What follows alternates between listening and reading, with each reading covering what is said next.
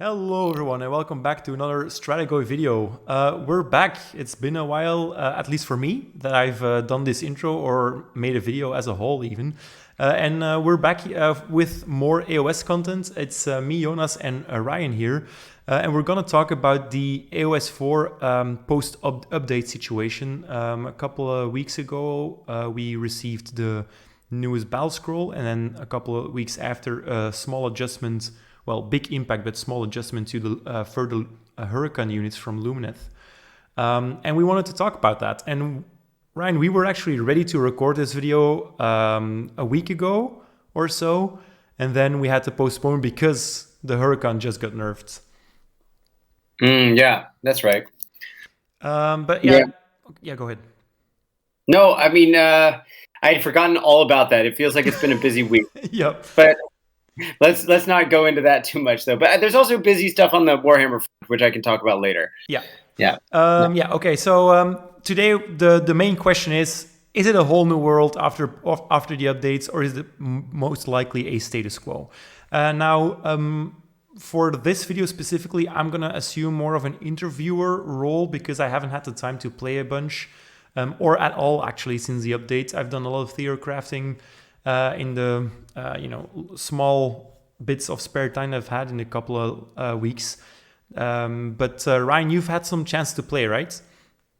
Yeah, I've played, 4 tournaments now and 54 games.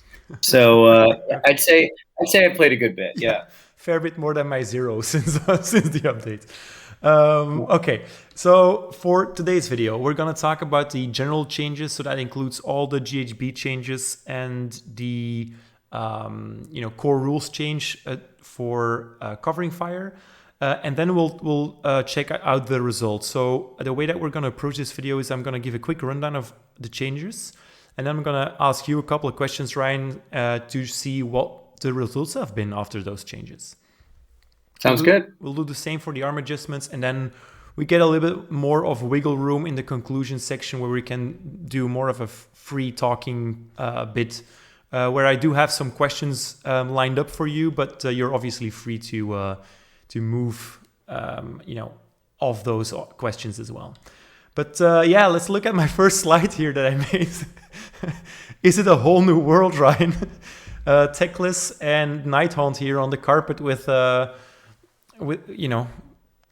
sailing above Agrabah. That's probably no longer the case, though. I do feel like the Nighthaunt are still sailing up high, but I haven't seen any Sylvaneth lists in the top brackets since the changes. So quite a change there.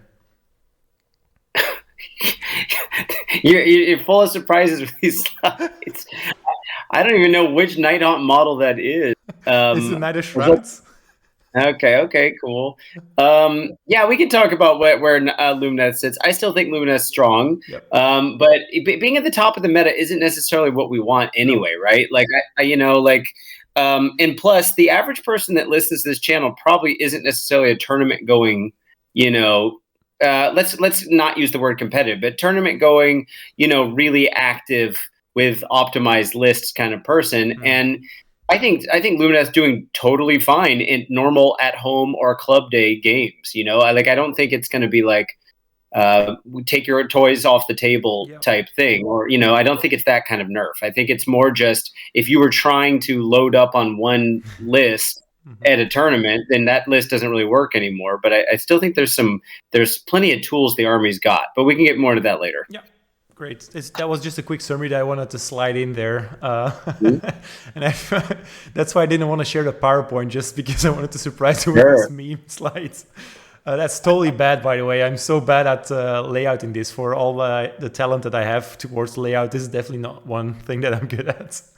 But yeah, let's look at the general changes first. So the two biggest things that have been changed are changes towards priority targets. I feel like that was mainly targeted at shooting units abusing priority targets. Now you can you still pick one honor guard unit to beat the priority target units, but now it only works versus your enemy's general and one of their units in that regiment. So no longer the entire general's regiment. quite an impactful change there, because I really felt like it did the opposite of what it should feel like, right? You were forced to not include stuff in your general's regiment. Well, that was your biggest regiment, so you had the most wiggle room there. It also only works for targets within 12 inches now, which is pretty big. And then I put an asterisk there because it's actually more of a core rules change, but you can also now use all-out defense versus covering fire, something that I think was always meant to be possible, but rules as written, you couldn't do that. Is there anything else you would like to add towards this list? Gosh, it seems, for me, it seems like a long time ago that this happened, because I've played enough games since then. Yeah. Yeah, and I feel like there was also, I guess we got points in between with Stormcast at least, and then a couple small changes. So to me, it kind of feels like we've had 2 updates since then. So I'm having a hard time separating the two. But I'm really happy. Obviously, I'm making shooting videos right now, so shooting has been very largely in my head and on my mind. And I'm really glad the priority target change has happened. I think that's a healthy change for the game. And I don't think it's had the negative impact on, some people were worried that it was going to mean everyone was going to have a bodyguard unit or this, that, or the other. And I haven't seen any evidence of that in my own games at tournaments or otherwise. What I've seen is a lot of people choosing not to make anything their honor guard, because you can. It's a can, not a must. And then you just have one less target that a priority target would work against anyway. And the fact that you have to choose your honor guard in the order that you activated, like whoever was the active player first for deployment, means that because it only gets to target that one unit, whoever goes first is getting an extra penalty there, because they don't know who the chosen honor guard for the other army is going to be. So if they choose priority target, they could just be against the general, or it could be some throwaway unit they don't care about. So it's kind of interesting how all the dynamics have worked. And ultimately, I'm pretty happy with the direction the game's going as far as that's concerned. Yeah. Okay, cool. And then we also had the changes towards endless spells here. So you can no longer resummon an endless spell in the same turn that it has been banished. And you get a +1 to your banishment roll for each additional endless spell that's on the battlefield. So quite impactful there. And then they did some adjustments to Morbid Conjuration. The Gravetide went up to an 8 to cast, and then there was also a change to the exploding thing, the Vortex. Is that a Vortex? What's the name? Maelstrom. It now has to explode when it reaches its 6-point cap. And then they made both the Purple Sun and Ravenous Gnashing Jaws no longer wild form, I think. Yeah. Which means it doesn't not die when you banish it. It used to just take 6 wounds like the Kronspine currently still does.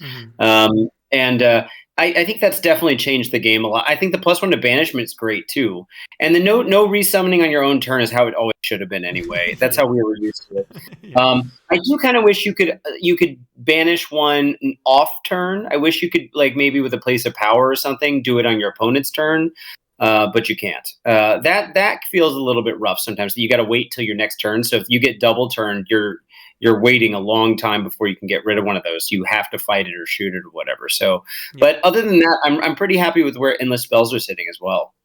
Cool. Okay. That tackles a couple of questions I had lined up, but that's fine. We can get more into it once we get there, which is now. So I lined up 3 questions for you, Ryan, but before we get into those, there's just one thing that I always want to keep in mind when changes hit the shelves, as we could say. Did anything get decimated by these changes? Because that's not what you want. As you mentioned, you don't want anything at the top, but you also don't want anything in the dumpster, right? Do you feel like, due to these changes, shooting's out? Well, I mean, you made a ton of videos to prove otherwise, obviously. Do you feel like Morbid Conjuration is out and all that stuff? No. The only losers thus far, yes, if you have an army that's skewed into the things that get nerfed, that's always going to be a problem. And there's always a risk with skewing into things. Even though I have a huge collection of models, I even try to not have entirely spam lists just because I'm worried that that's going to happen. I think the losers, if you want to pick that, are the units that haven't gotten the attention yet, the ones that need help, or the armies that need help.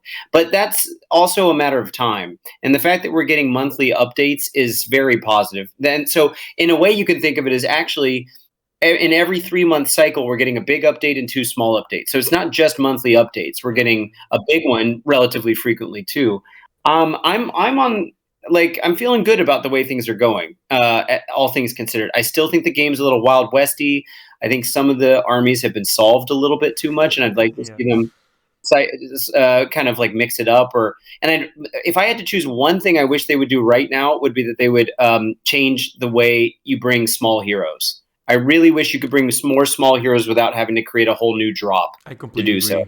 Yeah, but that's the main. I feel the most restricted with that, and it means that you're taking max like 3 heroes in a list usually. Yeah, and the way you refer to those heroes is the cursive written heroes, right? The italics heroes, yeah. Italics, yeah, yeah. That's the ones. I feel like half of your small heroes should be like those guys, especially if you have a war master. Just include a rule that says if you have a war master, you can include one non-war master hero.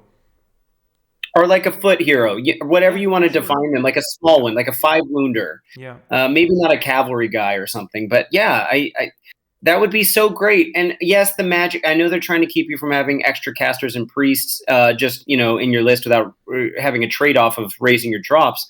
But at the same time, so many of those casters just happen to have a bonus that you really want to bring, and I would almost choose to be able to take them as a foot hero and lose the casting part. Take them as like an italics hero where they don't eat a drop up just to get like their ability that goes off on a 3+ in your hero phase. Sometimes those abilities are great, but they're not worth raising your army's drop count by, by 1 in order to get. So I don't know, but yeah.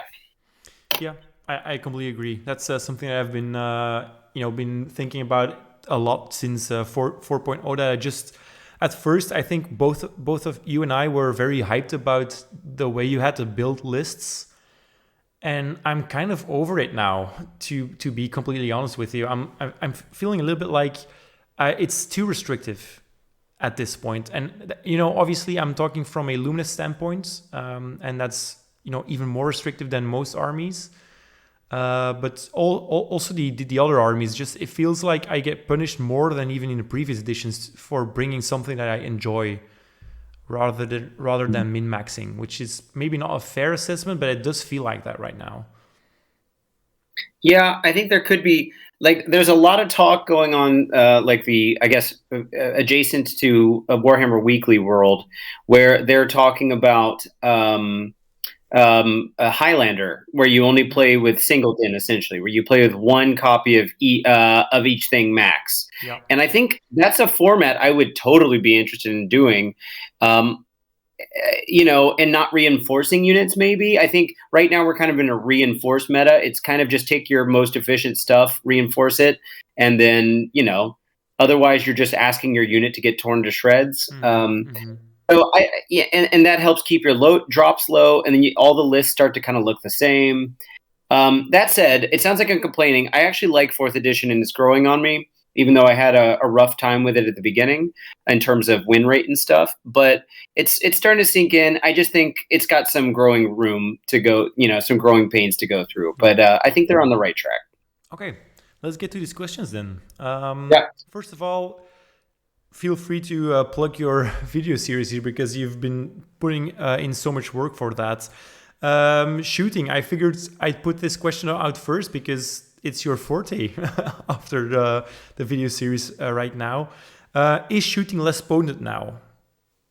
Sure, but that doesn't mean shooting isn't going to feel oppressive to some matchups. I try to make sure I have a balanced approach in those videos too, is to say, I understand, I hear you. If you're one of the people out there that happens to play into a lot of oppressive shooting lists, or your armies are not good in that rock, paper, scissors. I certainly have my rock, paper, scissors armies that really frustrate me every time I go against them. One of them right now is Gits with trolls. But anyway, it's going to feel oppressive, but it's less. And I think GW is going to keep tuning that up or like refining it. And I think the melee threats are also really oppressive right now too. If you get some tanky ass melee units that can get up there and deliver really quickly, I think of like the Varangard. Nick just went 5-0, spoiler alert, at our local competitive tournament here in the Netherlands, winning first place and hopefully a ticket to Atlanta next year. Playing Ironjawz of all things. Oh, wow, he was really? featured in, yeah, and they're not even a fast list, and they just have so much staying power plus hitting power, a great combination. Shout out to my buddy Marco back in Serbia if he happens to be listening to this, because before 4th edition, we really all started playing. He was talking about how you could get all the buffs stacked up on Ironjawz, and I kind of poo-pooed it a little bit. And maybe not all the Ironjawz players can do it, but Nick pulled it off. So yeah, maybe Marco and Nick need to get together and have a chat. Anyway, the melee stuff can also be really oppressive. I think the trick is, and that's kind of what I'm saying about the Highlander format, is like shooting would also be better. Melee would be better if you only had to take small units, right? I feel like battle line units reinforcing them, or whatever battle line is nowadays, there is no official battle line, would make more sense, but that almost it could be better if all the other units in the game just couldn't be reinforced at all. And maybe that would be a solution to make it feel like you could actually hit the DPS check and kill that unit before it just wiped you out, including the shooting units. Yeah. I can see where you're coming from, and I really love the Highlander idea. It's just that a lot of armies aren't actually really built for that approach. I mean, if you're looking at, let's say, I don't know, Fire Slayers, for example, they just don't have the spread of units to get enough quality units in there to have a Highlander list, right? That's fair. So you'd have to make exceptions for armies like that, or Suns, or whatever, maybe. But yeah, I guess the rule of 3, like in, I guess, 40K, is also something that could be considered. Yeah, you know, or work with, you could obviously work with keywords, right? Or extra rules, you know. I could see a world where that's cool, or a little bit like we could do the Magic the Gathering approach, where just a player base decides on a completely new format that hasn't been supported by the founder of the game, and we just run with it. And after a while, GW has to follow suit. Maybe that happens like a Commander style, right? Yeah, I mean, obviously there's some kind of controversy around that recently in Magic. But anyway, but no, I there's nothing stopping anyone from trying any of these things out at home. You know, if there's something you really like doing, try it out, see how it works. But you know, I get the wanting to play the official version of the game, but there's also kind of a like, I'm getting to the point where I'm saying, like, do I really want to play one of my most absolute competitive friends with a list that I'd rather be playing? And sometimes if I want to see that person, I just say, tell me what list I could do that you feel would make a good matchup for us, and that would help you learn how to like play better at tournaments and stuff. Because if I keep bringing my lists, I'm just going to keep losing, and I don't know if it's helping them out that much either. So in that kind of gentlemanly kind of agreement kind of way of working with your list, you can do it either way. You can ask someone to play a softer list. You can, you know, proxy something and play a harder list, as long as you enjoy playing the game, you know. I think that's ultimately the goal. And so remember, we don't have only competitive people back home, and I totally get it if you want to play something that's where you don't lean so heavy into all the meta shooting or meta whatever. So I'm kind of tangenting right now, but you know, it's all on topic in a way. Yeah, good. No, it's fine. Okay, let's look at the second question here. You kind of touched on this a little bit in a previous slide, which is obviously totally fine. Is priority target less of a power outlier now compared to the other honor guard abilities?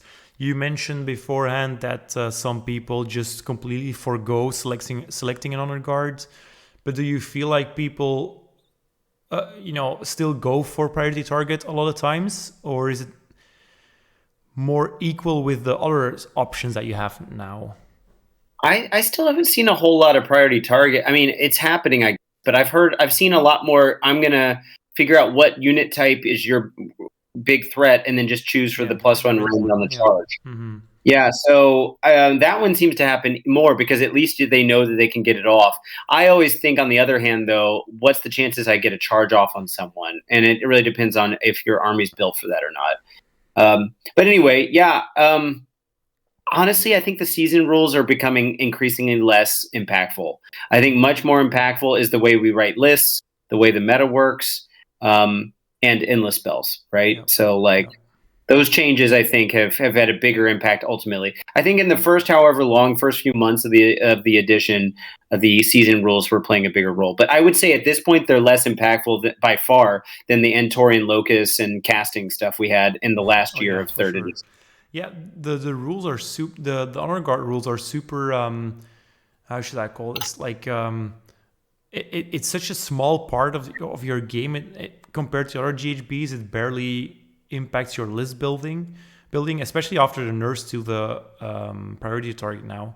But I just in a video like a couple of months ago, Ryan, I think you and I talked about how I wished there was no honor guard abilities at the start of 4.0, just so we could see the pristine version of the core rules before it got infected by GHB changes. Because I do Yep. feel like priority target has skewed a lot of things in the core rules, especially the shooting part, obviously, of the rule sets. And I'll take. Sorry, go for it. Go for it. it just makes it much harder to gauge how good the core rules actually are, right? Yep. I've been thinking about what you said actually, and I'll take it one further.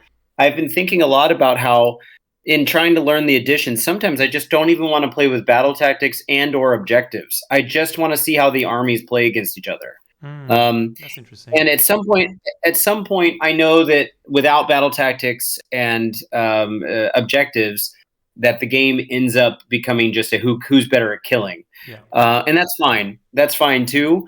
But at the same time, one of the big growing pains I had at the beginning of third, maybe because Battle Shock's gone away, maybe because of how tankiness works at this point, but I had a really hard time estimating how much damage my units were going to do against my opponent. I don't know why, because I usually have a pretty good sense for that. Doing all the math tends to work out decently in your favor if you keep a reasonable set of parameters going. But I was often disappointed with how much output I did, and was like, well, I'll never do that again. And sometimes it's just the dice, yes, but a lot of times I just think it's a harder game. Some units are a lot harder to get through these days, and I don't know what exactly changed. But maybe cavalry, especially, like most cavalry models got 50% more wounds. You know, they went from 2 to 3. And the save stacking stuff, you know, I don't know. It just something's changed in the meantime, and so I'm having to kind of recalibrate what that even means. And there's a part of me that's thinking, like, God, I don't want to have any extra rules in this. I want to just play the same mission over and over again until I get a sense for what the actual armies are doing. Because every time you change the mission, it's also changing whether your army is good or not. You know, not all armies are built equally to play into every mission, of course. Yeah, and that's not even talking about how your list is built, right? Sure.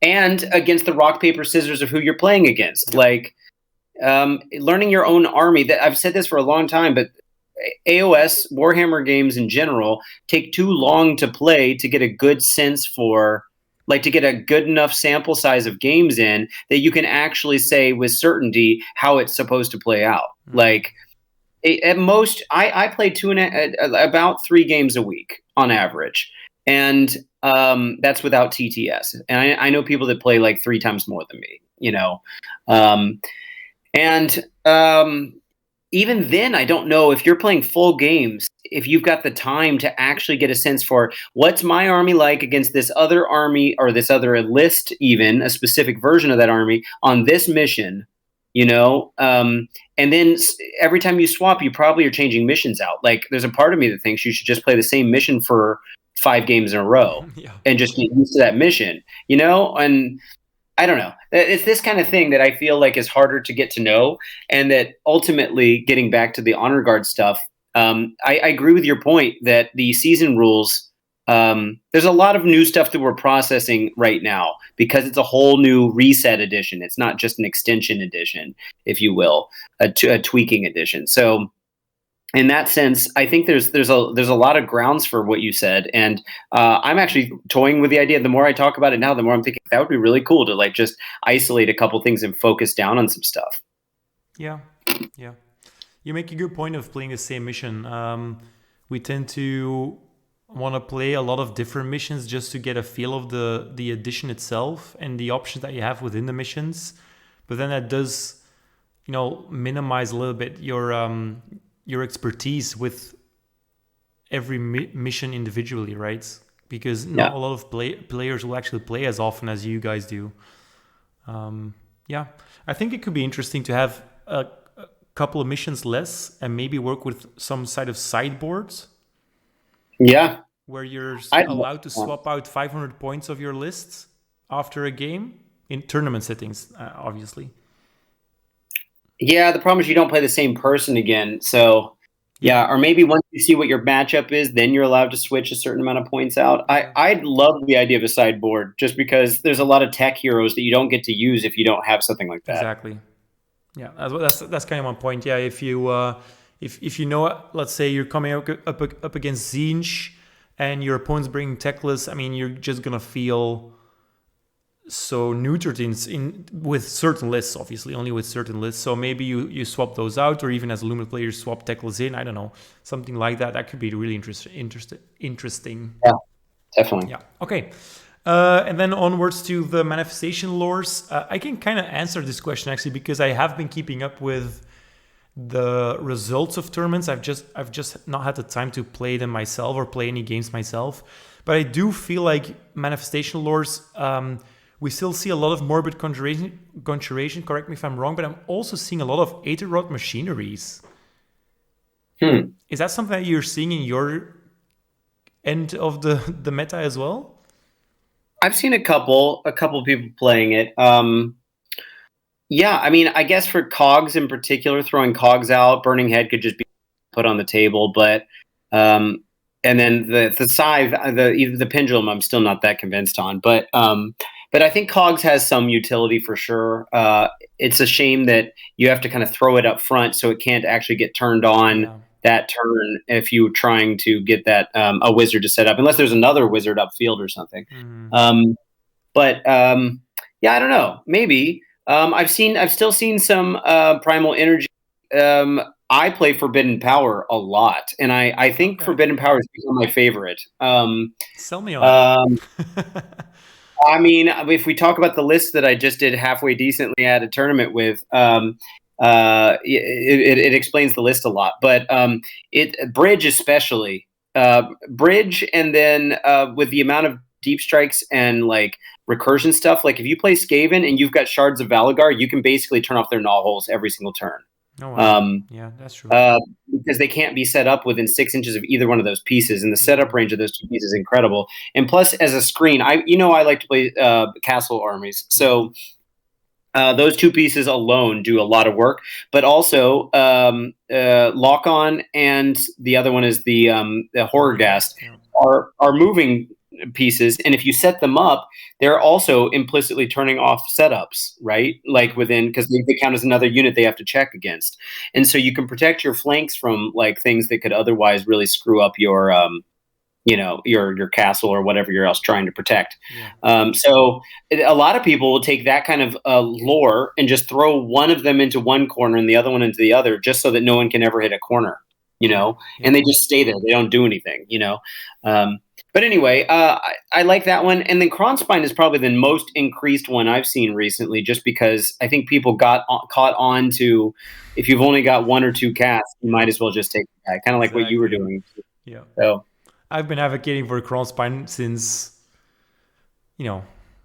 obviously as Luminous player, I'm in a luxury position because I've got the what's his face, the Caligrave. So he's perfect for the Kronspine, but it's such a strong endless spell. Really, and the fact that he's the only one that doesn't die from banishing now makes a difference. Yeah, and you also don't get any banishment bonuses because it's the only endless spell that you're gonna have on your side of the field. So True. All of the other endless spells get much easier to unbind, and he's just as difficult. But also, still difficult to cast, obviously. But now that the Suffocating Gravetide is also an 8+, a lot of stuff is difficult to cast now. Right, for sure. Yeah. Okay. Let's move on to something that I feel is a little bit more juicy, and that's the army adjustments.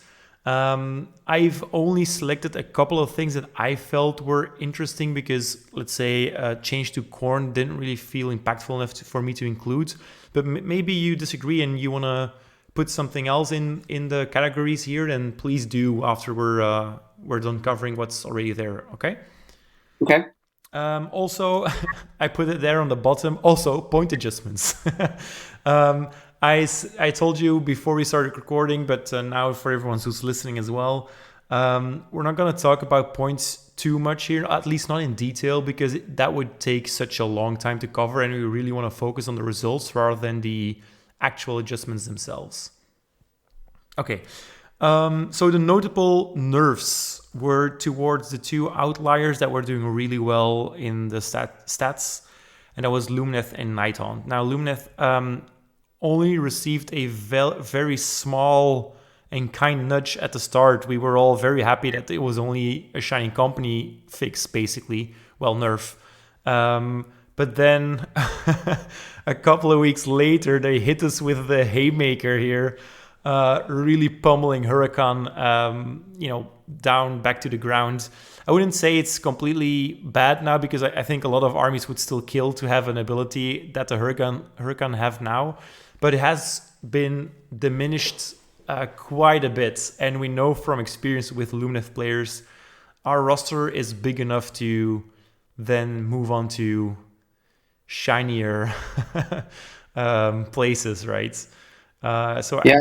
I see a lot of people moving towards full Venari now, which is the only thing I'm sad about with Hurakan. Is not that it didn't deserve the nerf. I do feel like it's fair, well, mostly fair. But the only thing I hate is it just reinforces that feeling that just move on to something else then, and we can't play Elrith because it's really bad.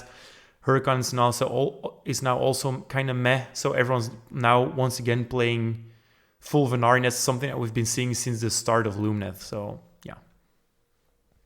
Yeah, one other thing you didn't mention is the River Blades getting nerfed too, but that is also deserved. I still think they're a fantastic unit. I wouldn't have a problem with them coming down in price again though. But go ahead. I would say the same thing.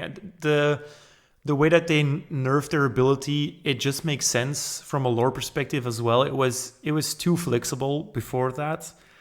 And it just did too much. I still think it's a phenomenal unit, but I do agree. I think it's 170 now. That's a little bit too steep, I feel. I think 150 or 160 is fine. I thought it was 160 now. Is it 170? Maybe it's 160. I'll look it up while you're continuing. Yeah, good.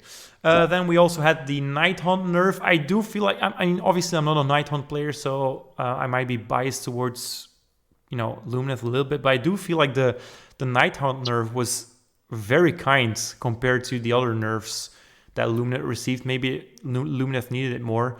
But the only thing that really affected Nighthaunt from the adjustments is that their one of their battle formations gave full retreat, run, and charge, I think, and now it's only one unit. Yeah. Is that correct? Yeah. And it was so, we even said in our faction focus that we were like, why is this a formation? It's so obviously the one you're going to choose that it doesn't feel like it should be on, it's not on formation level, right? Where, it feels like a core ability. And even, of course, as a core ability, it's too strong. Because remember, they can still charge out of combat. That's another core ability. Yeah. They can charge while they're in charge as long as they roll high enough, which isn't much.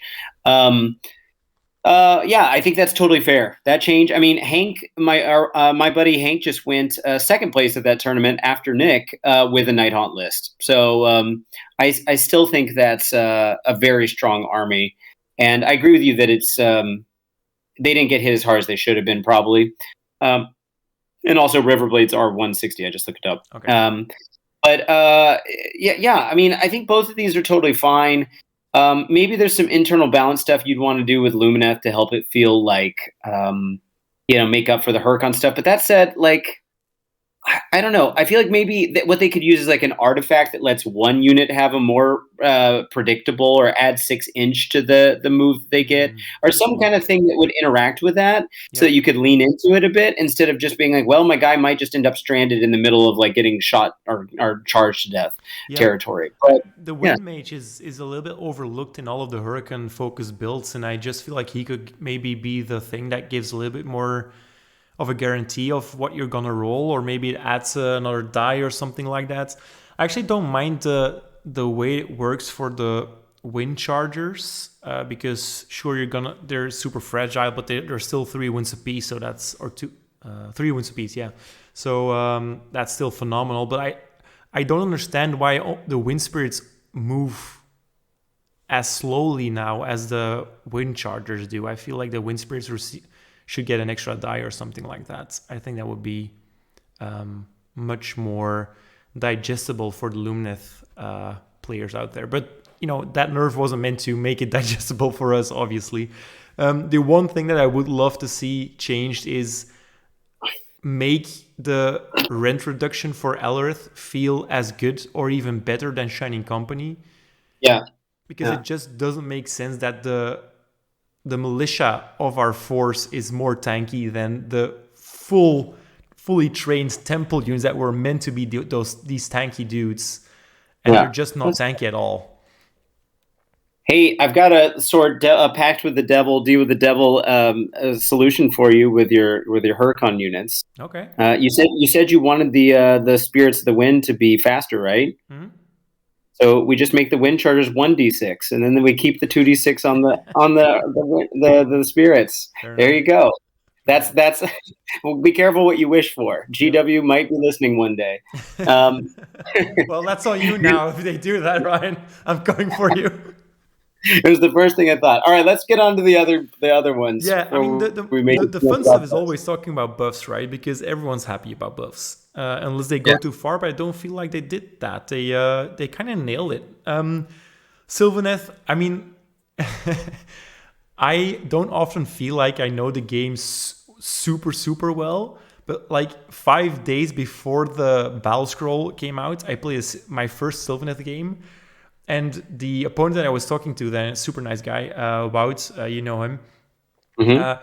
I was telling him everything that was wrong with Sylvaneth in my eyes, and they literally touched everything up that I felt was weird with Sylvaneth. And I'm so happy. Obviously, it's mostly woods that they improve, but that change alone just fixes most of the problems that the army has or had. Well, I've got some bad news for you. The chance that Sylvaneth doesn't end up getting nerfed within a few months because of what they did is small. Like, it might be that it feels fair to everyone who plays like kind of non-optimized lists, but I've been getting my ass absolutely handed to me by almost every Sylvaneth player, even one that had never played the army in 4th edition yet. And he just walks in, and Nick even, was just playing them casually one day to play something else. Just totally crushed me. Like, Sylvaneth is so strong right now, even with their own endless spells. Those trees are almost impossible to kill, the big blocks of them, where you can set them up. The Alariel situation, the Belthanos situation, you can play, like, a popular list now is Alariel, Belthanos, 1 tree rev, 1 unit of 5 tree revs, 6 bow Kurnoths, and like 6 sword Kurnoths, and you are getting your ass handed to you. At that same tournament, number 4 was the one that placed 1 higher than me. I went 5th place, was a Sylvaneth player that had, those were like within his first 6 games that he played this edition. So I think Sylvaneth is unfortunate they went the other direction, and I think what it kind of says is that they were being underappreciated with the rules on paper, and so many Sylvaneth people complaining. And then GW listened real good, too good, and then they overcompensated for, okay, maybe the wood should have been a little bit bigger projection, like, 9-inch flat for all the woods. There were some other things that maybe they should have been. But then a 5-up ward is insane on that many wounds. I have had so much trouble trying to bring down even the woods, and then you just feel like you're wasting your time doing it. It's going to feel good to Sylvaneth players that have been used to being like kicked their ass handed to them for so long.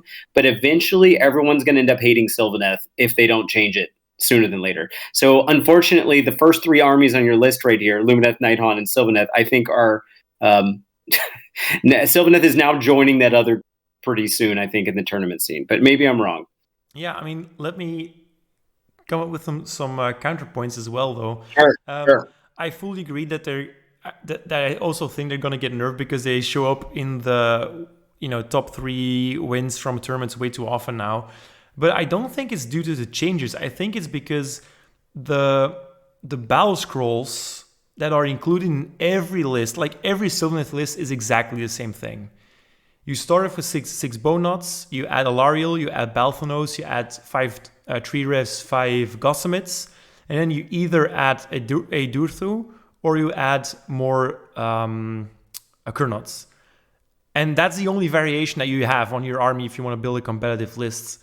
So I don't actually think it's the change to the woods, because, okay, sure, the woods are annoying to kill, I get that.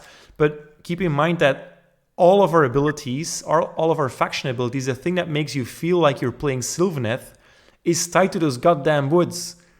So either make him have a better recursion and then easier to kill, or you make him tanky. But I do feel like because you now finally get to use your army as you're actually meant to, it's actually totally fine to also nerf the War Scrolls a little bit, because Alariel and Balthanos just do so much for their price points. I mean, wow. Balthanos got I think 20 points increase on his points, and he's still such an amazing model and unit to use for what they're asking, compared to Drycha, for example, or Tree Lord Ancients, which has been such a staple in Sylvaneth for a very long time, and you just don't see any of those things anymore. So I feel like the nerfs shouldn't be towards the adjustment that they did before, but I feel like they should adjust the War Scrolls now and leave the woods, well, not completely alone, but at least alone a little bit, so we at least get to play with an army that feels like a different army with different faction rules and not just different units. You know what I mean? Yeah, I think a 5-up ward on those the terrain is entirely unnecessary. Yeah. I think setting it up within 1 inch of your opponent I think putting it within 1 inch of terrain is totally fine. Putting it with 1 inch of your opponent when it does wounds on 1 inch, or just outside 1 inch, I guess I should say, is a little too much. Or maybe they should make it so you have to be standing within 1 inch for it to hit you. I don't know, but and then the fact that if you look at Skaven's got a 6 wound, 4-up save, no ward thing that only comes 5 times per game max. No, 6 times if you count the deployment phase. And you can't cast it. And this thing, you just keep casting them, and the board is full with terrain, which is beautiful in a certain sense, like you said, for the army, but can be really problematic for other things, especially the line of sight stuff. I'm already not a fan of the line of sight stuff. Line of sight stuff and invisibility with shooting in the game as it is. Yeah, I agree with you there.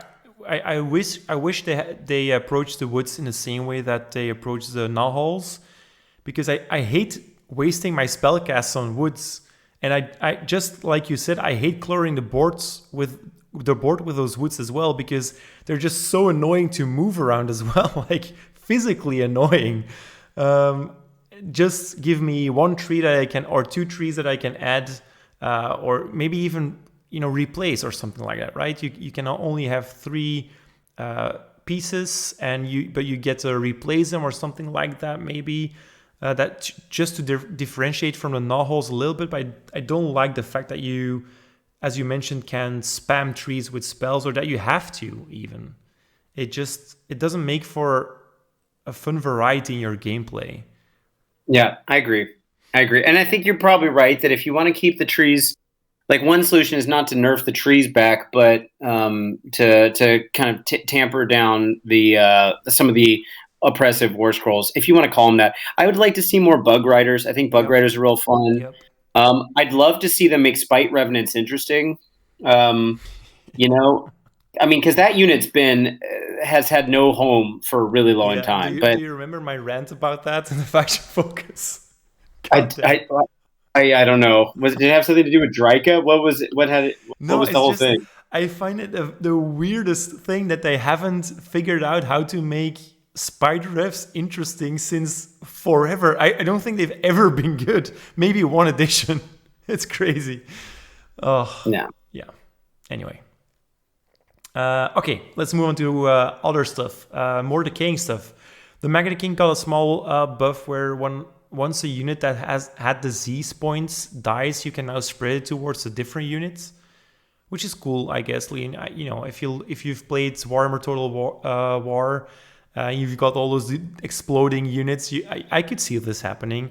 I don't know, Ryan, whether it actually made a big difference, because I don't see Maggot King in any of the tournament lists. No, I haven't played against them yet this edition. I mean, the thing is, they don't want to die, right? So it's like a weird kind of like, if you're losing already, then you get to, it gives you a little bit of a buff. I guess it's a catch up mechanic in a way, but I don't know. It's definitely no like weird flame burning from Zinch. It's just not as good as that, and you can't give it as easily. I don't know, but that said, take everything I say with a grain of salt, because like we're gonna get to Ironjawz in a second, but like everyone went into Nick playing that list this weekend, including Honest Wargamer Rob when he said finally Ironjawz have arrived on the recent recap. No one took that list seriously, and then he just like kicked everyone's ass. So it's just like, okay, it could be that Nurgle secretly just needs to be solved, and then once someone does that, they're just going to start crushing everyone. So I don't want to shit on it, but I don't. I'm like that kind of stuff, Ryan. They do. I think Slaanesh might like it a little more, but some overlap, surely. Sure. But Nurgle, I agree with you. That buff it's nice that they went in and changed the index and added a new rule, but at the same time, it's nothing like what they did to Sylvaneth. Yeah. And then the Hedonites also got a quality of life change, where now temptation dice don't actually always feel like a reward for your opponent, but on a 1-2, they are forced to keep that result and they take D3 mortal damage.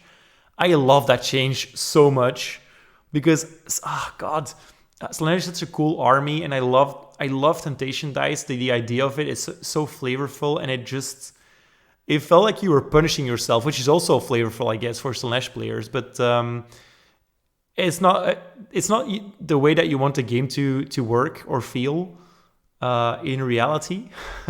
So I like the fact that you can now also screw over your opponent a little bit, at least, with temptation dice. Sorry, go ahead. Go ahead. We have been seeing a little bit more of Slaanesh now on the top tables. I don't keep up with those as much as you. I haven't played them at tournaments yet. One time, but mostly I've just been playing against friends that like Slaanesh. Tom was saying the other day, when I was Tom Makis from Worlds and the World Championships as well as a TO and judge. Tom was saying that he thinks Slaanesh might be the best externally balanced army in the game, if I remember that correctly. Okay. So that's kind of interesting. Maybe not internally balanced. They've definitely got their fair share of units that aren't ever going to see a table, like Chariot or something. But anyway, Slaanesh. I think that's a good change for sure. Yeah. And then the last ones that I felt were interesting enough to note is the Ironjawz. They changed their walk ability from once per army to once per hero. But if I don't know, tell me more about the list from Nick. Did this change matter in his army build? I want to say Nick had 4 heroes, so he had 4 Wa's. Okay. I think Nick would probably argue that it did, but I think it had mainly to do with stacking the +1 attacks on big blocks of brutes, and just they're also tanky as hell. Yeah. And then I think also there's some secret sauce in playing a list. I've always kind of relied on this too. Playing a list that people underestimate. Oh yeah. And so once it becomes something everyone's got experience with, it becomes a lot easier to deal with. So if you're an Ironjawz player right now, go check out Rob's list review that he did from this past weekend, and not necessarily copy Nick's list, but take some inspiration from it and test it out for yourself, because we've got a Christmas box coming out for Ironjawz too that doesn't necessarily have all the pieces that he's got in it, but I think it's actually one of the better deals, and especially if Ironjawz gets some love soon, it could be a good way to go. So, but Nick was there first, so I guess. Okay, and then as I mentioned, I have that last point there, the points adjustments. Are there any adjustments towards points, Ryan, that really jumped out at you that you still remember or want to talk about? Kragnos. Yeah, that's a fair point. Going down 100 points. I've already got a squigs list with Kragnos that I'm actually really excited to get on the table.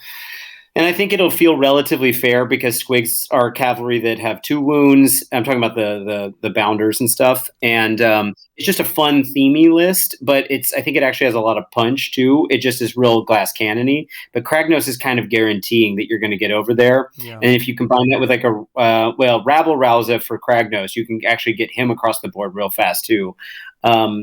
So I don't know. I think there's some cool stuff, and Kragnos just becomes a lot more viable in a whole lot of lists because he's like 580-ish, I think. I loved the mentality behind that change. They're like, okay, we made him a little bit less impactful, literally impactful, on the counter charge, but now we also made him cheaper, so you include him in more lists. I'm like, I love that. I love that play where you're like, we're gonna make him a little bit less powerful just so you can play him more often. That's cool. Yeah. I hope they do the same thing with stuff like, for example, Sylvaneth. Once they start nerfing Alariel, I don't want to see lists where you just never take Alariel anymore, but just make her worse and a little bit cheaper so you can bring other stuff as well. Yeah, I don't know what that combo is. I actually think Belthanos is problem than Alariel. The bringing units back can be rough, but let's put it this way: at that last tournament I was playing at, Mitchell de Boer, who was kind of the Tree Lord list guy from 3rd edition, he ended up. This is the guy who placed 4th. He crushed me pretty well, even though I killed Belthanos with my OBR army, Belthanos and Alariel, and none of them ever came back, and he still won with I think it was a 34-6 on a 40-point differential scale. So, I mean, he just crushed me. And that's the fact that Alariel didn't bring anything back. The Belthanos giving everyone run in charge without any range restriction and his rampage is just, I find both of those just to be ridiculous, combined with the bows, plus the trees, plus all the other stuff that's going on there. And then once those Kurnoth swords get in there, they're just destroying stuff left and right. Swords are so good. I don't understand why people aren't taking them more often. They're like, oh, bows. I'm like, guys, the swords are amazing as well. Like, you can definitely take both. They fit the list just fine. Yeah. And I think there's not taking Belthanos in Sylvaneth seems silly. Like, not taking Alariel is okay, but not taking Belthanos seems silly, especially for his points. It's just that once you bring Belthanos, you kind of want Alariel there as well, just to have that two-pronged approach, right? And that the idea that you can at least res them. And then if you include Durthu with a Seed of Rebirth as well, you have these three monsters on the board, and all of them could come back. Yeah, amazing. Yeah, then you're raising your drops, of course, but Yeah. Anyway, the Kragnos one is the big points adjustment that hit me. Yeah. Okay. Let's look at the results. So once again, first and foremost, do you feel like an army got decimated by these changes, or did they buff an army too much? And I feel like we talked about that last question a little bit with Sylvaneth. Well, quite a lot already with Sylvaneth. Anything else that you feel like they overdid, either towards the nerf or towards the buffs? No. I mean, I know Lumineth players, and we've got a lot of them that pay attention to this channel, were pretty salty at first. I mean, that goes with that whole, with the whole Cathalar thing, just channeling all of your frustration and sadness into one thing. Yeah, we've just really perfected the art of channeling all that sadness. But I still think it's a strong army. It might not be the top 3, but I still think it's a strong army. Yeah. And honestly, I would rather the armies I play not be in the top 5. I'd rather be somewhere solidly in the middle where I can have some flexibility with list writing. I think I would trade that for a win percentage any day. Is good flexibility with list writing. Yeah, there's literally nothing worse to me than two things that have been a staple for Lumineth armies for quite a while is, first of all, you're forced to go a certain build because it's so much better than all of your other stuff. And secondly, once you put a Lumineth model on the table, it doesn't necessarily have to be a good Lumineth model, but once you put one model on the table, your opponent's like, ugh. I hate that feeling. I've felt like that as an Eldar player for such a long time, even in the editions where they were so bad in 40k. Ugh. And I think it's going to be hard to, shrug off that reputation now, because look at Slaanesh. How long have they been paying for their sins?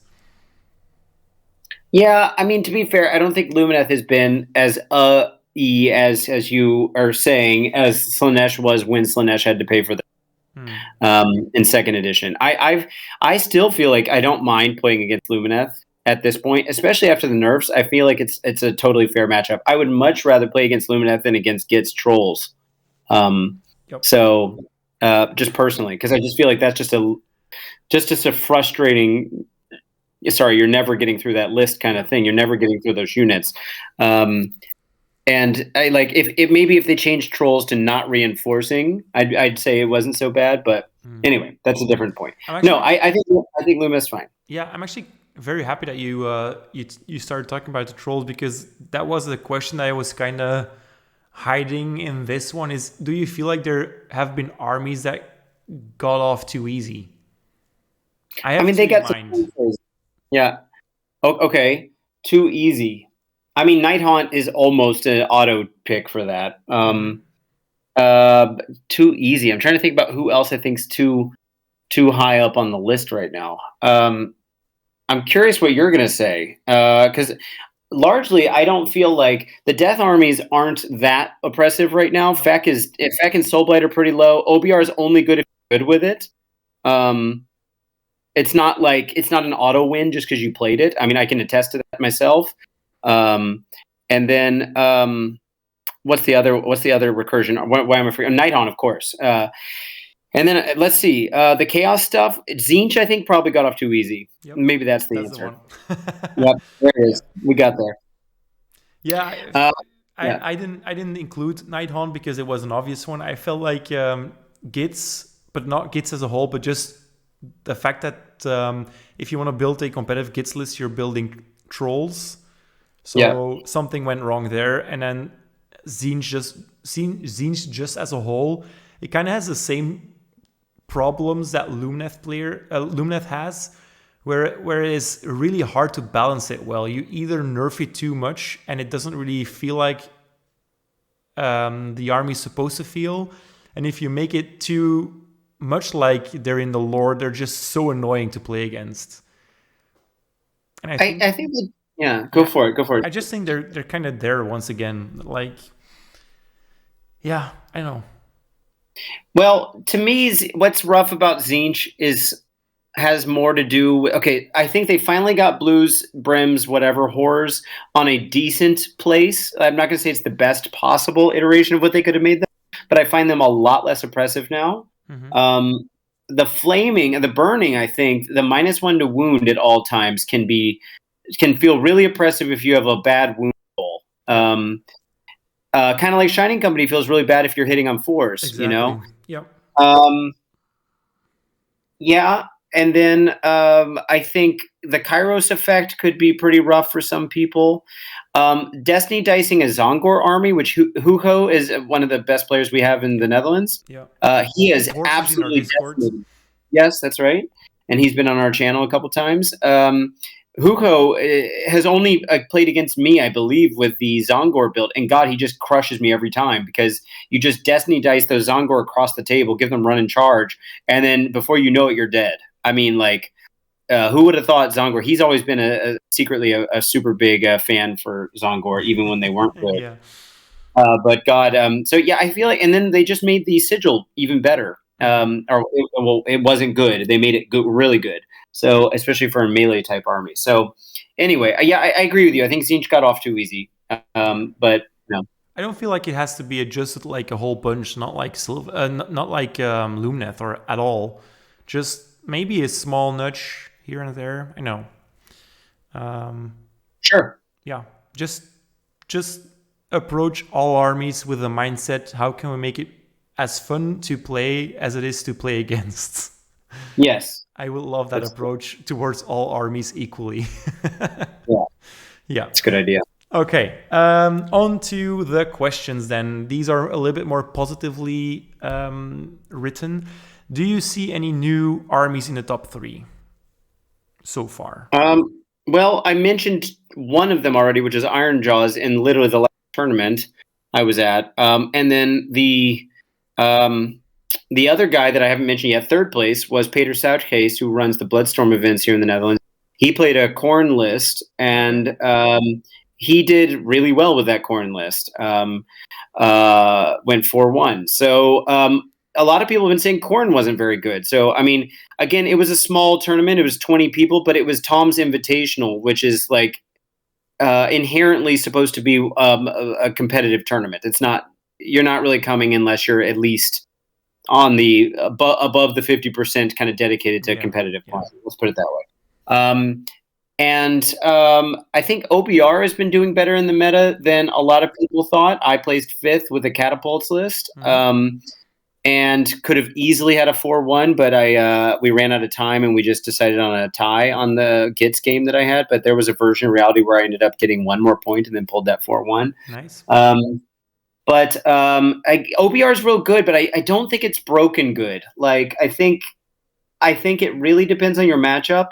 And I think you have to actually get to learn the army. Not that, okay, I think Gits, personally, Trolls is an autoplay army. Yeah. I don't think you have to, no offense to the good players out there. I'm not saying that there isn't nuance there. But I think it's one of the few armies that a regular person can just pick up and actually kind of crush people with. I kind of feel the same way with Nighthaunt. But Nighthaunt's probably a little techier than Gits. In that sense. So I don't know. What are you thinking? Yeah, I was thinking OBR as well. Maybe not necessarily top 3, but top 10. And then Sylvaneth, obviously, showing up in that top three a lot now. Yep. What else are we seeing? I've been trying to keep up with that mostly because I know that you're going off your own tournament experience. So I'm living through other people's experience there. But we're seeing. I've been seeing a lot of Tzeentch and a lot of Sylvaneth, a lot more than usually, at least. Slaves has already been in there. We haven't mentioned them yet, but Slaves and Erangard is also top 3 sometimes. Yeah, that was maybe also an army that we should have mentioned that got off too easy, and not an army, but just a unit that got off too easy. 100%. Yeah. I mean, we're not seeing KO. So there's definitely some obvious kind of low performers, but I think I just had this in my head. What was it? That secretly Stormcast is going to end up getting up there. Okay. I think Stormcast has got some utility, and it's in the hands of a good player. I don't think we're going to see. It's the same thing everyone else says. Too many people play Stormcast for them reliably to have a high meta percentage. But I think we might start seeing some Stormcast lists in podiuming at certain tournaments around the world. They already did phenomenally well with the Vanguard Raptors, and now that they've got their book, they don't actually need the crutch of the Vanguard Raptors as much anymore, and they just have really good units now. Well, they always had those, but maybe it's just more apparent now that you're not fully committing towards those Vanguard Raptors, although they're still in a lot of lists. Yeah, and talk about getting a terrain piece that actually makes a difference. Yep. God, I mean, playing OBR's terrain piece, I'm like, wow, I had to paint this thing and build this thing, and sometimes I don't even put it on the table. Yeah, it's actually worse to bring it sometimes. Yeah, but the Stormcast one, I don't think is going to be as big of a liability as a lot of them. And if you don't need it, then don't bring it. But like the armies that need it really need it, at teleport. Anyway, okay. Yeah, so that kind of brings us into the next question. Do you see any new armies in the top 10? And then obviously all the other ones are coming up there as well. Stormcast, as you mentioned, has been in the top 10, but is maybe inching towards that top 3 a little bit more. Honest Wargamer Rob was really hyped about Idoneth in the last couple of videos. Yeah, it's just that one build though, like the Yeah. Killing Beastmasters, and I find that the most boring build. I mean that's cool, but We see I don't some know. double Eidolons. Well, we've been seeing that before as well, but we did see them doing a little bit better now. Why do you think that is? Which part that they're doing better in general, Yeah. or the idol? No. Well, I think a large part of it is trying to figure out how cavalry eels list, right? And trying to figure out how like fast units like that need to work. One of the things is always keeping a point set aside for a power through. So you can constantly get your buffs. And there's just a lot of, I don't know if anyone caught it, but I'm also working with one of the battle report channels, Threshold, which we've mentioned a couple times before. And I had a game with Ideneth against Nyx Gitz, and it was actually a lovely game because it was like within 2 points. But it just trying to get through those trolls is tough. I wasn't even playing the Achaian Beastmasters list, but there were a couple turns where I really whiffed, and I think if I'd had the Achaian Beastmasters with the +1 to hit on the cavalry, it would have made a difference and probably lifted a couple more trolls at the crucial moments. So I totally get it. I just find it kind of boring. I mean, it's the tech that's in the list I was playing, and then you can also do with some other versions of the list of the army where you're deep striking. I mean, you and I played a game. The last time we played a game was with that list. Yep. I think you won that. You won that one with it was a close game, but you won that one too. But it was one of those nail biter type things, and that's something I really like about a techie army is that you're doing that. The new list is just more of you need to know when to make your trades. I think when to go in, how to hit. I talked a lot about when talking about the Ideneth review about like kind of the school mentality where you're going in as like a school of fish. They're all going in together and trying to hit the targets and kind of pinpoint exactly what you're doing. And I think it takes a really good player to be able to do that. I think that's also something we miss sometimes when looking at the top scorers is a lot of times the people who are winning with those lists are not just people who are good at like that army, but they're good at the game in a way that a lot of us just aren't on a level yet where they are thinking 3 turns ahead. They've kind of scoped everything out. Yeah. And just because you give that army, I've tried it before, just picking up a random like tournament winning list. A lot of times it just does not feel the same. You've got to actually. What's that? It's not fun. For me, it's not fun to play another person's list. It just feels. I would agree. Yeah, I agree. And for me, I've got to figure it out myself. I get a lot of the value out of figuring out. Mm-hmm. A lot of people aren't that way. They're like, well, why would I play chess with a inferior chess set when I know that a better chess set's out there? Why am I trying to reinvent the wheel? I'd rather learn how to play chess the way it's supposed to be played. And that's the way they look at those meta armies. I just don't like that version of it. I would rather make my own balance of chess pieces. So, yeah. Okay, cool. Let's move on to conclusions. So the biggest question that you always have to ask after adjustments have been made, is the game in a better place than it was before? And obviously we can talk about the sub-questions here. What has clearly improved? What further improvements can be made? I'm mostly thinking, for that last question, on what armies do you feel need help? Like you mentioned KO. I feel like Sons of Behemoth might need some help, but that's more, a Sons of Behemoth problem. They're either too good or just, impossible to play. Maybe the ogres, they got nerfed in the places where they were actually good, and now they're like, eh. Yeah. Cities maybe even. Cities is weird. I think cities. Rob talks about this a lot too. Is that the production meta, which is his way of saying how long it takes to prepare an army to actually go play it at a tournament, it represents kind of like a lag that we see. So like, say that Chaos Dwarfs finally came out. We're not going to see top tier Chaos Dwarf armies at tournaments until everyone's gotten a chance, or enough people have gotten a chance to not only build them, but also learn how those rules work, right? Unless they're just broken out of the gates, like I guess Leagues of Votann was in 40K. So, I don't know. I mean, what are your thoughts on that? I mean, Do you feel like? Yeah, go for it. I'm seeing more variety in armies that are doing well, which is nice. Yeah. I think at the very beginning of 4th edition, it's always a little bit, the Wild West, obviously. And that was a time that I really enjoyed because you could just do well with anything. It's a little bit like when a card game has its the rotation where old card sets rotate out and new card sets rotate in. It's very Wild Westy at that point as well, where people are just trying new stuff and you could win with anything.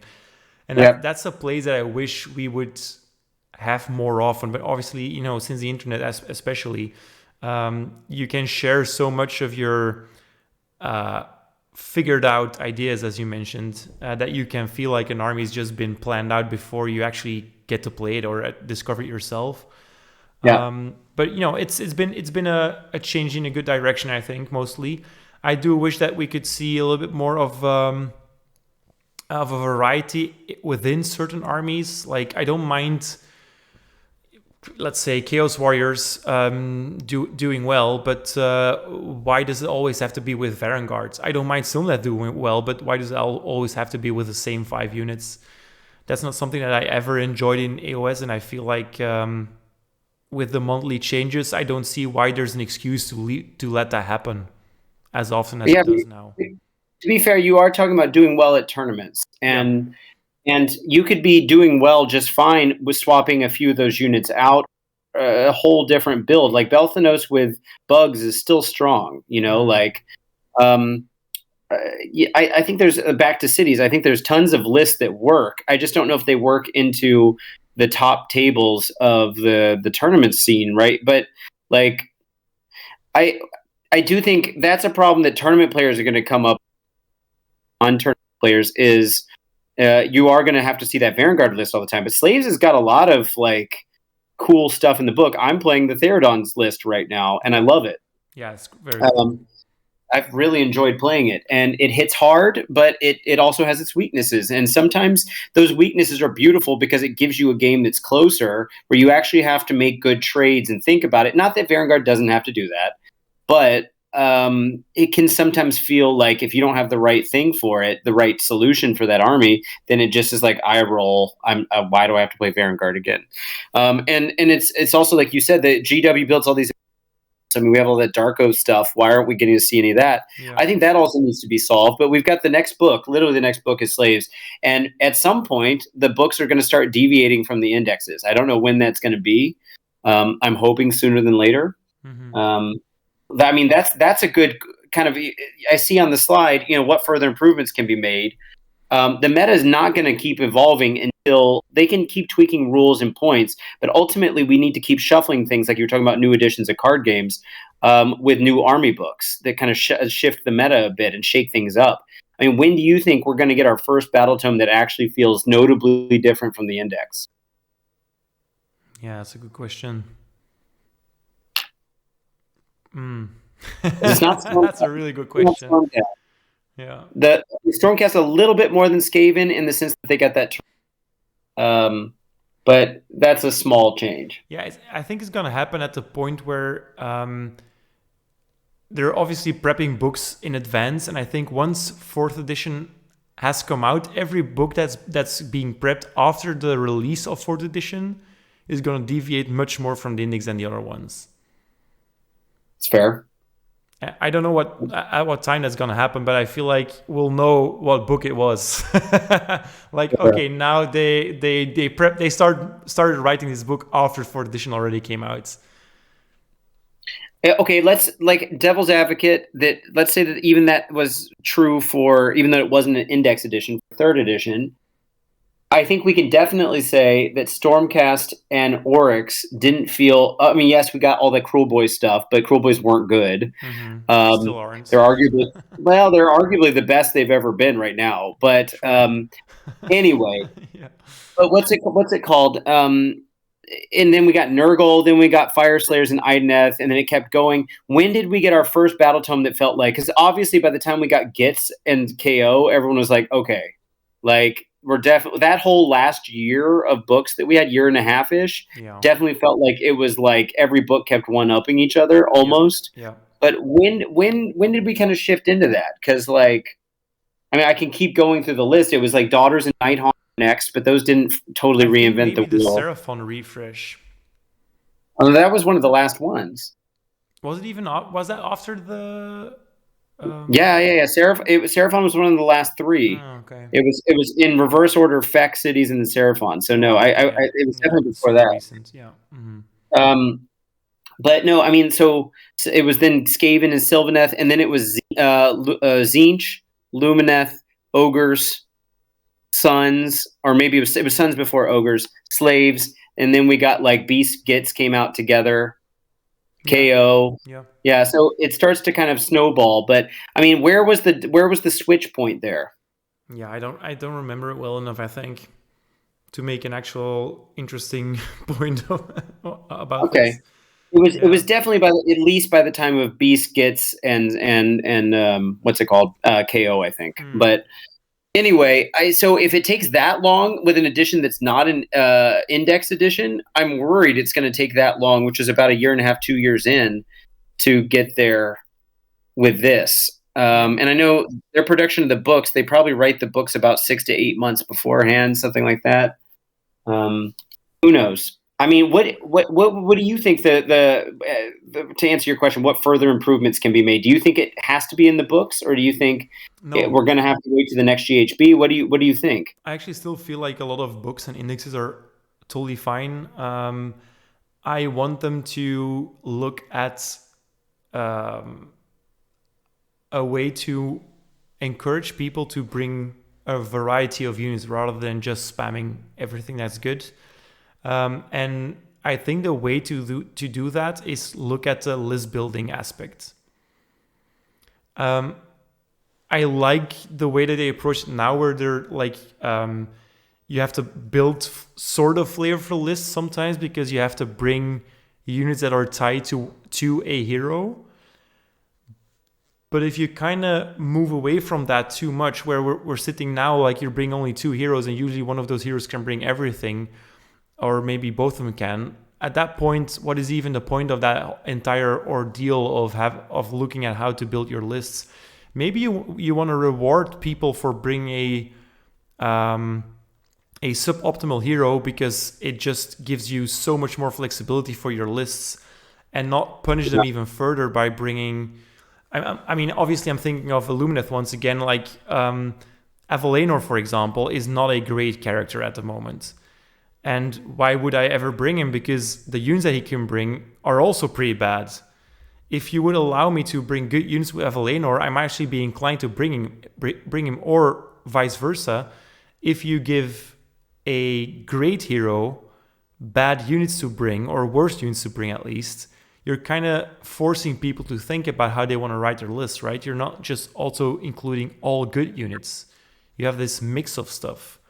And then that's maybe opening up more ideas for you, because I'm shitting on Avalenor right now, but I haven't actually played him a whole bunch. It's just based off 1 or 2 games that I'm going with this judgment about him and what we see online. And I think if people were more forced to play with different stuff as well, that you would be seeing different results. Sorry. Yeah, when we were originally talking about formations, like other channels too, there was some amount of praise and or criticism, depending on which side you were on, of that you either liked that it was not tied to bringing certain units, or you didn't like, the other way around. And so I actually think one of the solutions maybe for the Valinor Alarith Emetrica kind of situation is to actually, once again, really actually try to lean into that. Like, have something that really encourages you to go that, and it's actually competitive. It could be a totally different play style that doesn't feel like, it complements, like Belthanos goes with everything. That's the problem. Is Bellicor goes with everything. Bastion Karthlos goes with almost everything in Lumineth. Stormcast. Yeah. And there's a part of me that thinks, no, I'd rather these guys feel like they bring a whole army with them. And they turn on a whole play style that your army doesn't have, but that it doesn't necessarily work with any other units in the game, that they encourage you to bring that. And then having what feels like 4, even if it's unit-based, formations would be great to me, especially if a certain hero, like a named hero, turns it up, turns up the heat on that build. And I don't know that we have that right now. Obviously, Feck has Usharon. He's kind of an auto take, and some other guys that kind of turn on the abilities of the formation or of the army in general. Mm-hmm. But that's not what I mean. I mean, like, turning on just specific sub-factions or whatever formations. Is that something you could see? I mean, the problem is, do you have enough Metrica units to make that work?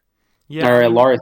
Solving your Metrica takes much more than that. I think it's just their entire lore is we're tanky, but we don't move. And in a game where you need to move to win games, it's just always gonna feel a little bit bad.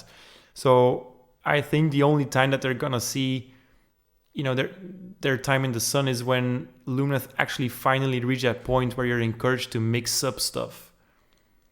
Once again, they wrote rules where you're more inclined to bring one archetype. Whereas I'm thinking, if you're bringing militia, why wouldn't I also bring a little bit of Hurakan? Why wouldn't I also bring a little bit of Alaric stuff? Because I want an anvil, I want shooty throwaway units, and I also want fast moving stuff. And I would obviously love to bring a whole spread of stuff from my entire roster rather than just one aspect of it. So I think that's for your Metrica, and Alaric, that's probably a question that's too big or a problem that's too big to solve right now. But towards your point with Balthanos and Be'lakor, for example, let's say we approach it the way that I suggested. Let's say you can't bring any good units with Balthanos or Be'lakor, or at least you can only bring maybe one unit, so you would probably have to increase your drops if you're bringing them. Then you're at least faced with an option, right? You don't necessarily have to punish people with points now. You're more punishing them with a decision where you're going, do you want an extra drop to bring this amazing unit, yes or no? Yeah. Or, what if there were more Italics heroes, and there were also... they didn't count as one of your drops or one of your slots in the regiment that they come in. Yeah, that would be cool. And so then you still have enough slots to have low drops and have them in there, and then mix stuff up. I don't know. I mean, we're always going to have under-optimized units in big armies, especially armies with enough of a bench. That's just a natural result of how GW writes their rules and how the world works, I guess. Mm-hmm. And you're going to find some more optimal thing, even if they are relatively all pretty good. But I don't know. I go back to the thought of free or the singleton kind of stuff. If you want to have a mixed armed kind of thing, yeah.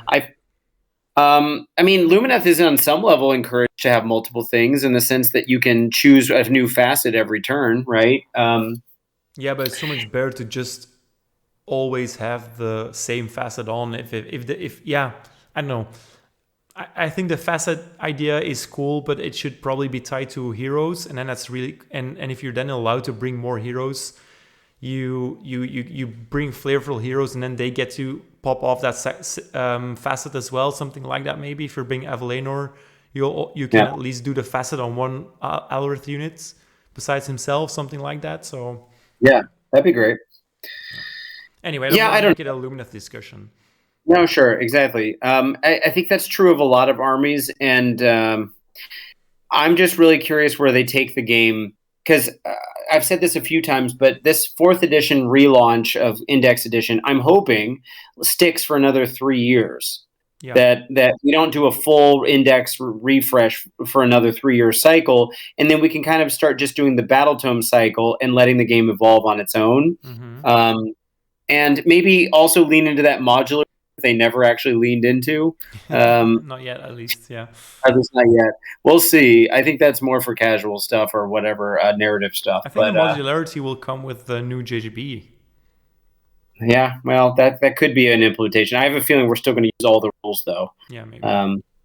But anyway, this has been a good discussion, though. I don't know what everyone at home's thinking. If they want to drop some suggestions down to any of the things we talked about down in the comments or in the Discord. But Jonas, is there anything else we haven't really covered here? I mean, I feel like we've been pretty tangential, but also on topic in a weird way. Yeah, I fully agree. The last couple of minutes, I felt like I think we've covered it all. So we've been thorough. It's the stuff that we said was still interesting. I think we've said what we wanted to say, and we decided before we started recording that we didn't want to make too lengthy a video. So I think it's a good place to say our farewells. So Sure. yeah, everyone, thank you for watching and listening. We really appreciate the continuous support that we're getting. The Discord has been quite active for a while once again, and we put out less videos now, but we still retain the quality, I hope. Ryan has done a phenomenal job with his shooting series. If you haven't checked it out, please do. You get a little bit more mathematical in part 2 and 3, right? 3 not really, but in 2 got the most mathy. But 3 actually I pulled back intentionally because I didn't want to scare people away. Yeah. Okay. Yeah. So yeah, go check those out. But yeah, I feel like that's really good stuff. And as Ryan mentioned, let us know in the comments what you guys think could go. What could have been changed. What's going well? How are you experiencing the game right now? I saw I had a small talk with someone in Discord that was feeling really down about Cruel Boys, or any of you feeling down about your armies. What has been bumming you out and what has been hyping you up? Please let us know. And if you want to stay in touch, you can always subscribe. And if you want to show your support, please leave a like and share this video around. That's actually the biggest way to show us your appreciation. Thank you guys so much, and we'll see you in the next one. Bye-bye.